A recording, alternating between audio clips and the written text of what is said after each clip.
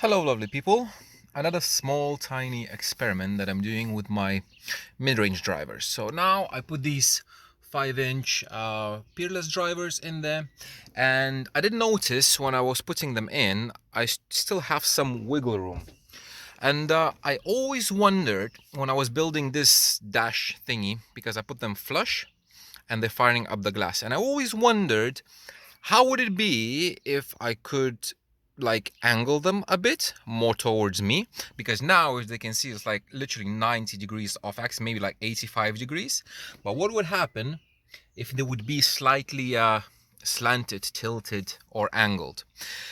And I was like, yeah, I would need to rebuild the whole dash. I do have a spare dash, and I might do that. However, now with these, what I have with these mid-ranges, I made like a spacer ring, yeah.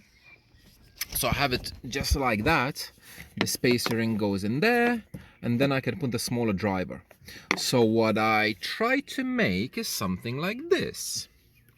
So this is a monstrosity for testing purposes only. So it's the same driver, yeah, and one ring is like this, and the other one is slightly tilted.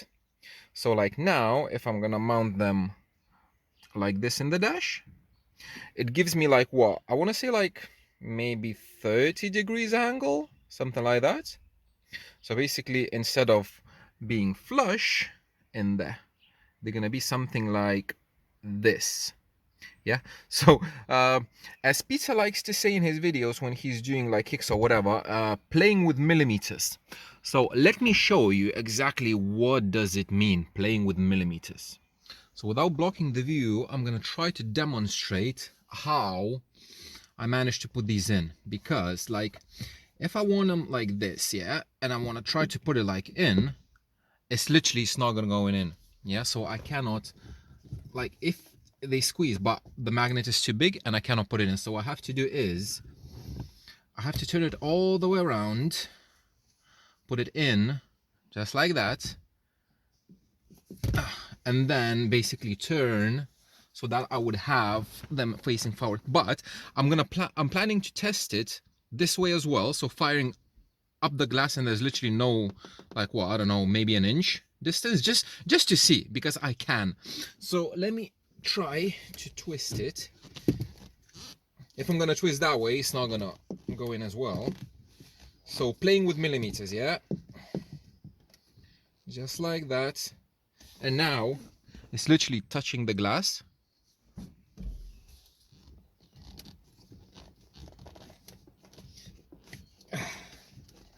There we go. And plop in. There we go. So this is like this. Let me show you from close. So it's literally, this is how much wiggle room I have. So there is no possibility to screw this in. So I'm gonna try to wedge something in so it's gonna be held in place, and there is a foam under, so I hope there's not gonna be a lot of leakage, but like just for testing purposes, I think it's gonna be plenty enough. And in this way, like if you look at this, it's 90 degrees, and that one is like 30, maybe 35 degrees on axis, something like that. So it's more on axis, and I just want to see the difference. So this is kind of a prototype thingy, and I'm gonna try to put it on the other side as well, if I will be able to squeeze it in, and just to measure the response. So it's gonna be on low level, crossed at maybe like 100 hertz, so it's not gonna like rattle or anything, but it's like, yeah, it's gonna be fine. Just for testing purposes, it's gonna be fine. I think it's not bolted in because it has some weight to it. But yeah, let me show it from outside. I won't be able to see, but it's almost touching the glass. And again, this is just for testing purposes. If I'm gonna like the response, if it's gonna be an improvement over firing up the glass, my plan is to redo the whole dash, because I do have a spare dash. So I'm gonna redo the whole dash with them angled both sides, and I'm gonna put the Satori 5-inch, not the small ones. And literally I have space till here, so they can be angled even more. Like if you imagine, if I would cut like this out, they could be maybe like 45 degree on axis, or maybe even more. So that's the plan. So yeah, let me measure both sides, and then we're gonna analyze the results in REW. We're gonna compare firing up directly and slightly tilted. And now let's have a look at the measurements. So this is just left and right firing up the glass. And the main thing with the firing up the glass, there's a cancellation like between 1 and 2K. So on the left side, it's like 1.3K.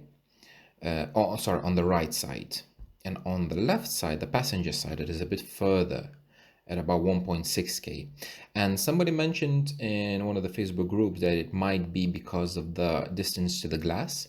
And basically there is like a cancellation that's when you have a wave bouncing off the glass, it cancels each other out. And it might be. So this is going to just prove or disapprove the theory. And the worst thing is that on the Satori drivers that I have, the driver itself has an inherited dip like at 1.2, 1.3K, and here is much deeper than on these peerless drivers. So let's have a look. The right mid-range, so this is the driver side. So this is the firing up, and this is firing it's at an angle, so like 30 degree of angle.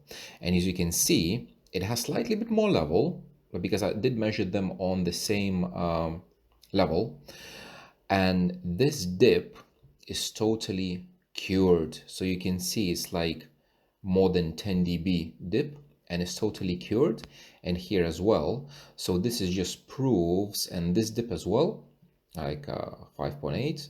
So this is just proves that actually let me put it full range just like that, that this dip is indeed caused because of the reflection from the window when you're firing up.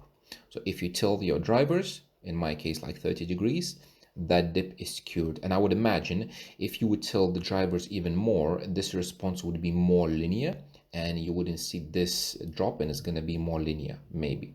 So that's the right one, and let's have a look at the left one.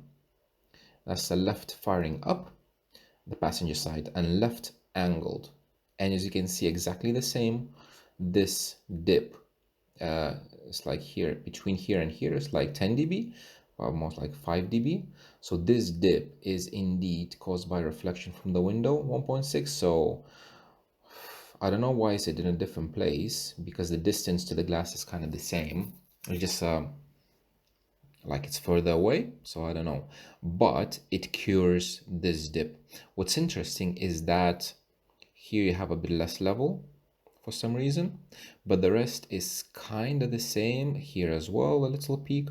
But yeah, this dip in the frequency response that is caused by reflection from the window is cured if you are aiming the drivers a bit more on axis. And this 50 hertz is my mains. The laptop was plugged in, so don't look at that. So this is the response with no crossovers applied. So if I would have a look at left and right angled now, so right one, the one on the driver's side, it's a bit more on axis because the driver is looking towards me, and the passenger side, the driver is looking towards the passenger seat, not towards the driver's seat. That's why you have that roll off like above 4K and down. But this response would be much more linear without this massive problem. So yeah, I am planning, because like before that, left, and right, before that you have these two nulls, and after aiming you don't have any of them.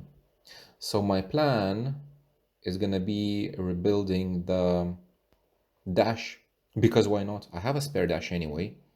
Nothing to do, summer is coming, so yeah, I will be rebuilding the dash.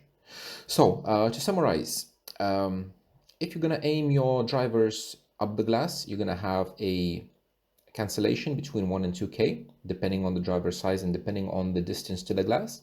If you aim them even a tiny bit, that cancellation is kind of non-existent. Cool, I love this experiment. Yeah, thank you very much for watching, guys. I will see you in the next one.